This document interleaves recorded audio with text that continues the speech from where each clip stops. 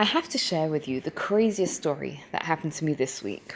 On Wednesday evening, I was giving a workshop on how to discover your mission in life.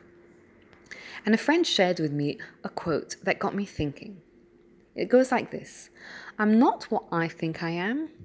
I'm not what you think I am. I am what I think you think I am. I couldn't wrap my head around it, and I spent Thursday thinking about it too.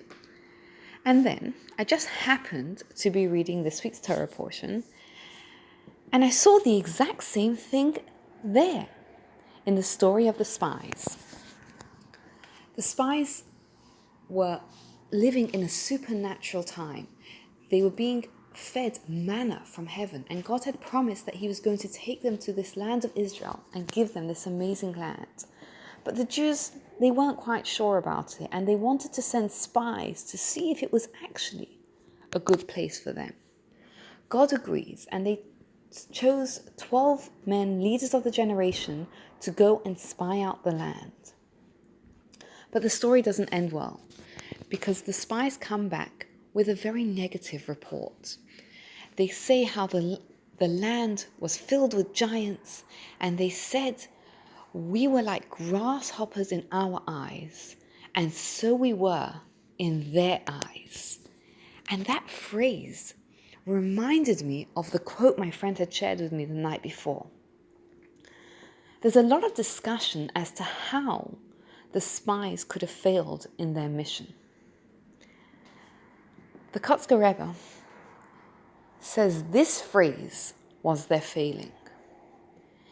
He says they were Jews on a mission, and their focus should have been on their mission. They had no right to worry about what they thought others' perception of them was. And we too, often, we find our progress stalled because we worry about what we think others think of us.